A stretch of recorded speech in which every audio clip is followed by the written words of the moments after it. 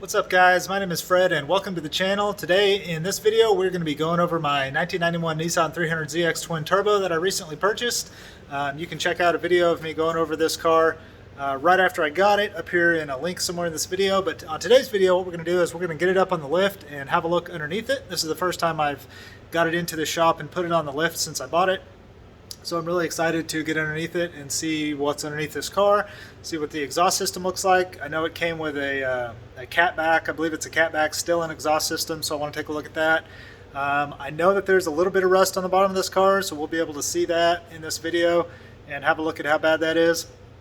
And I want to look for oil leaks under here and have a good look at the transmission and see what the bottom side of the engine looks like, and just generally get a good look at the car underneath and see if it has any secrets for me. So we're going to do that on this video, and then I've got some parts over there on the shelf that we might talk about in this video, and talk about what the next steps are for the car.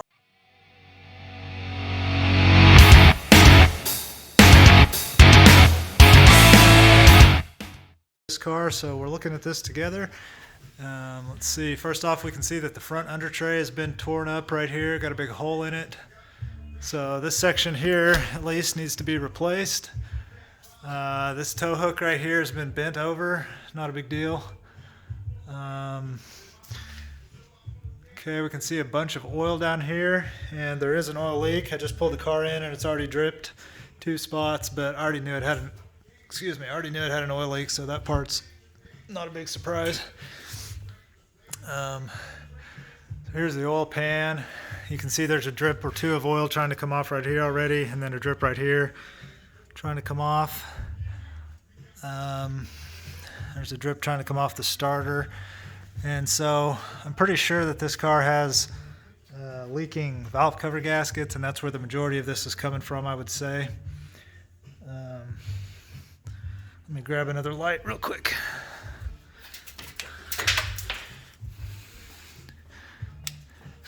Let's have a look up here and see what we can see around the turbos. Definitely see oil dripping down off the compressor housing of the turbo right up in there.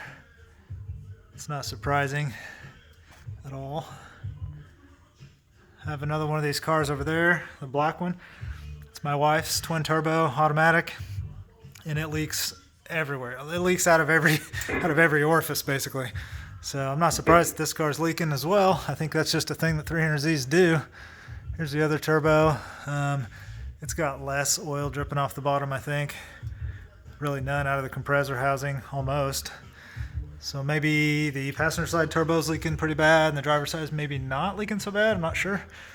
So you can see that we've got factory downpipes on this car with the factory catalytic converters and everything still there. So looking forward to uncorking this car with some aftermarket parts, freeing up some horse ponies. There's the starter, it looks fine. Clutch slave, looks fine, I suppose. Got some more oil dripping off the plug here for the trans. I think that's just oil that has run down this spine right here and accumulated on the plug, and it's trying to drip off right there. Rear trans cross member, pretty well coked up in oil from all the years. I think this rear seal for the drive shaft looks like maybe it's been leaking and running out right there and dripping down off the exhaust right here. This probably explains the burning smell I smell. It's oil burning off this exhaust. What else? Yeah, I don't know. I guess all this looks about like you'd expect from a 30-something or other year old sports car. You can see oil dripping down the bell housing right here. That's almost certainly from the valve cover gaskets just running down. Got something here that's unexpected. We've got some fluid on the frame rail.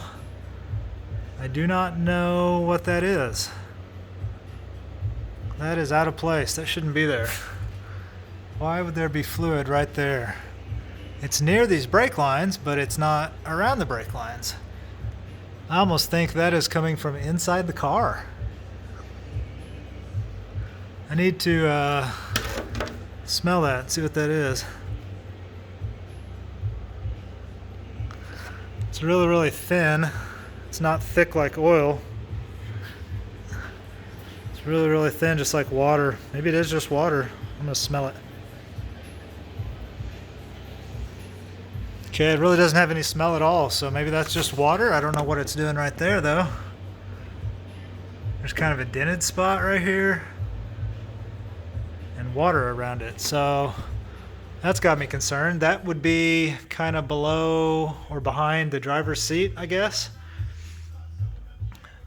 So I need to maybe pull the carpet back and have a look and see if there's something going on the inside of the car. I did tell you that there is some rust on this car, and I want to show you that now. I saw this when I was inspecting the car to buy it, so I knew it was there. It wasn't surprising. And I decided to go ahead and buy the car with it, and it is right there. So this is on the driver's side rear. It's rusted all the way through, so ultimately I will have to come in here and replace a section of this at some point, because that is rusted all the way through. So that was unfortunate to see when I was inspecting this car, but it was not a deal breaker. Let's look at the driver's side. So driver's side looks good. I don't see any of that issue happening over here at all. Yeah, that's good over here. So it does look a little weird right here though. Almost like a paint run right here. Yeah, that's not a seam, that's like a paint run from this texture that they spray on. That's like too thick right there. That's not the kind of thing you would normally see from the factory, but this doesn't look like any of this has been body worked or replaced or cut and spliced, so I don't think that's really a problem. It is strange to see it though. Let's look at the other side. Yeah, I don't see any of that on this side. That might just be a fluke or a little factory imperfection. But yeah, I don't know. I think everything looks okay. But yeah, nothing's been done to the car really aftermarket wise other than that cat back. And then I do believe it has an air filter. Yeah, it's got a single, yep, looks like a Stillen single air filter up in there. So that and the cat back are the only performance mods on the car at all. So that's nice. I always like to buy a car as stock as I can get it. It's always good to be the first person to do the mods to a car, I guess. But yeah, looking pretty good under here. All right, so it's good to have a look underneath the Z and make sure everything was good to go there. So as far as the future of this car and what I got planned for it next, I have some parts here in these boxes. Right here I have a clutch from Z1 Motorsports. This was, I forget what it's called, Street Max clutch, I think, or something like that. I'm going to do an unboxing video and talking about that, kind of a standalone video for that, I believe. So I'll cover that in more detail. And then in this box here, I've got downpipes and mid pipes, I think they're called, or cat delete pipes. I'm not sure what they call them, but they're downpipes, and then the pipe that connects from there to the catback system. In that box, and those are 2 1/4 stainless with divorced wastegate tubes, so pretty high flowing stuff, but it's eBay stuff. I did not buy that from Z1 or from any of the other many companies who make Z downpipes. I bought those. Those are the exact brand of downpipes and mid pipes that I put on my wife's black car, this one over here. I put those downpipes on her car, and I was real happy with the quality of them. The build quality was really good, the finish was really nice, and the price was super good. I think I paid $300 shipped for the downpipes and the mid pipes, so you really can't beat that on price. They are 2 1/4 inch instead of 2 1/2 or even 3 inch. That is available out there, but I think it's fine. I think it's going to flow a ton of horsepower. I'm trying to make 450 horsepower on this car right now. I think those parts are going to do that just fine, and this clutch is definitely going to handle that. So, okay, so I thought it'd be cool to kind of do an unboxing of the exhaust that I bought and do it on video here. Never really done anything quite like that before, so let's just have a look at the exhaust together.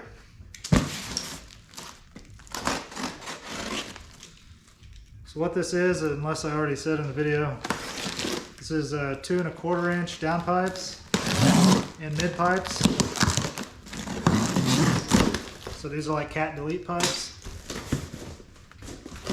And I just got these on eBay. Super affordable. The seller name for who sells this on eBay and who makes it is 1320. I think it's 1320 Performance or something like that. Let's see what we got here.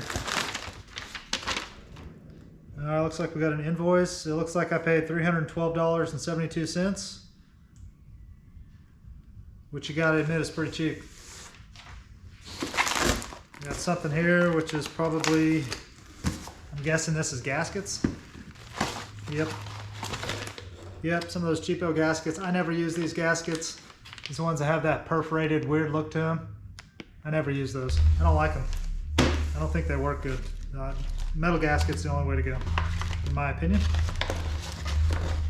Looks like they did send me a couple of cool stickers. They look like they're actually reflective. These are actually pretty cool.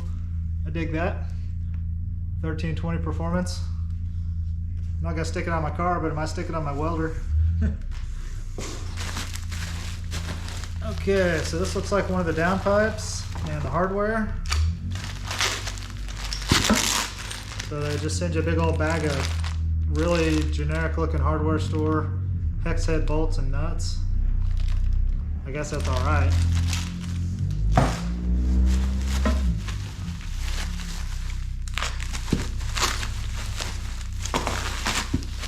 All right, so they're bubble wrapped on the outside, and then they're plastic wrapped on the inside. It's kind of nice.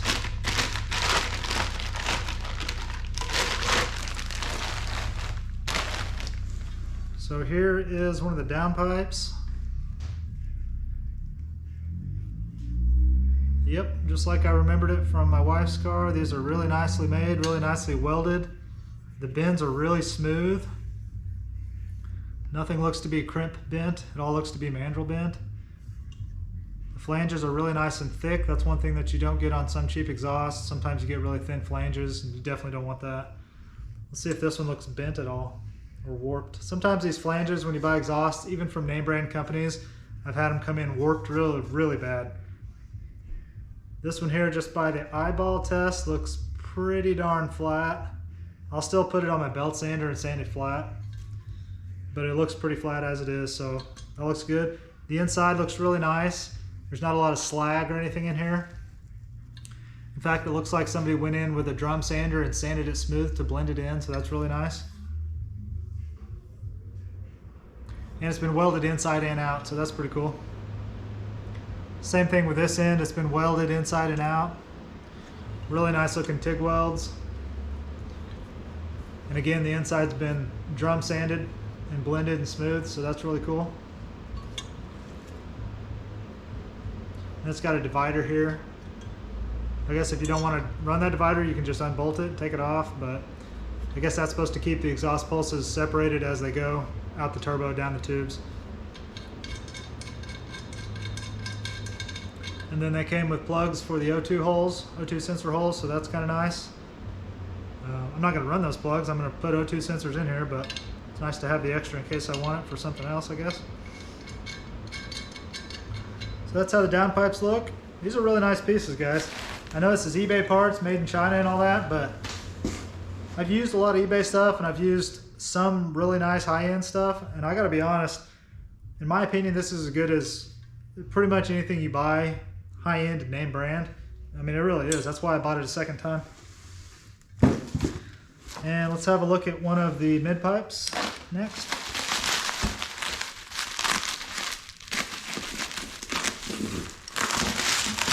I think you can't hardly screw up a mid pipe. It's literally just a pipe. There's nothing in it.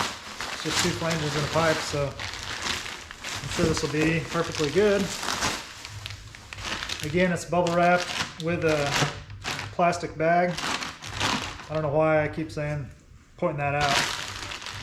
I guess it impresses me on some level. Just a plastic bag, but anyway. All right, so here's the cat delete pipe, or the mid pipe. It's got a nice hanger on it. This is a good, thick, solid hanger with nice looking welds. Again, the quality of this piece is good. The bends are nice. The finish on the pipe is really nice. Here's the logo. It's actually a TIG welded on little plaque. Kind of nice. And again, the flanges are welded on the inside and the outside, and then blended and smoothed on the inside. They feel really good. Like you're not going to get any kind of a blend or a smoother flow than this. It's really nice. Flanges look really straight. Yeah, these are really straight, good, non-warped flanges. They've done a good job on this. I mean, you can't fault them for construction and for execution. So this is really good stuff. Again, the seller was 1320 Performance. I'm not affiliated with them at all. They don't know who I am. I don't know who they are. I just bought them for my wife's car, really liked it. And when it came time for me to get a Z, I knew I was gonna go with them again probably, so I did. So we're gonna run this for now and see if we can make 450 horsepower or so on this setup, and I think we won't have any problem with that at all. So yeah, that wraps it up for the exhaust unboxing.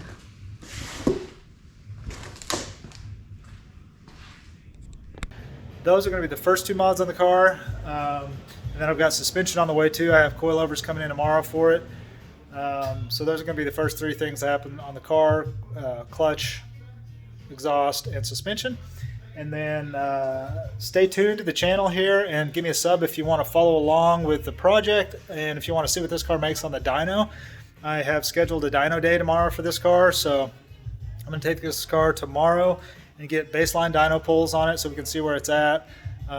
Really curious to find out what kind of power it makes just right now in an almost completely stock configuration, and then I'll dyno at least one more time as I go along, if not a couple of times as I go. So if you're interested in kind of following the journey of this car from day one in the beginning, give me a sub, and you can follow along with the progress of the car. I'm going to take it from where it is to something like 450 horsepower this year right off the bat, and ultimately I may do more than that. I may go for 600 or more later on, but at least right now for this year and this spring, I'm going to do a pretty quick build on this thing and try to get it in the mid 400s to the tire.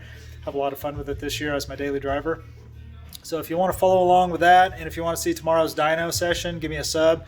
If you have any questions, ask down below. I respond to everybody's questions. Yeah, give me a thumbs up and a like on this video if you're digging it. And appreciate it, guys, and I will see you on the next one.